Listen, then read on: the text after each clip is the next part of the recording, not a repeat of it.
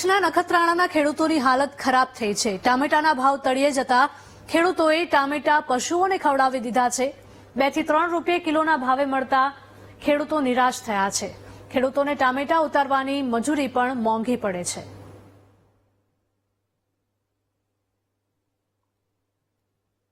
તો કચ્છના નખત્રાણાના દ્રશ્યો છે કે જ્યાં ખેડૂતોની હાલત કફોડી બની છે।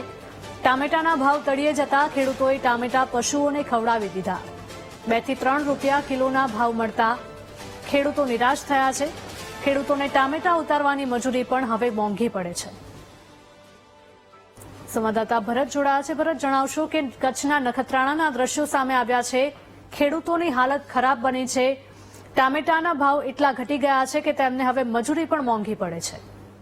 હિરલ, અનેક કુદરતી આપત્તિઓનો સામનો કચ્છના ખેડૂતો કરતા આવ્યા છે, ત્યારે ફરી એકવાર તેમને જે ખેડૂતોમાં ક્યાંક ને ક્યાંક નારાજગી રહી છે, કેમ કે ખેડૂતોએ જે પોતાનો પાક છે એટલે કે જે ટામેટાનો ભાવ તળિયે જતા ખેડૂતો નારાજ થયા છે। અંદાજિત 2 થી 2.5 રૂપિયા કિલો તેમને જે ખેડૂતને ટમેટાના ભાવ હાલ મળી રહ્યા છે કે જે તેમને પોસાતા નથી, કેમ કે જે ટામેટાને ઉતારવાનો ખર્ચ જ વધારે થતો હોવાથી આજ ખેડૂતોએ નારાજગી સાથે કચ્છના જે નખત્રાણા વિસ્તારમાં ખેડૂતોએ ટામેટા પશુઓને ખવડાવ્યા હતા।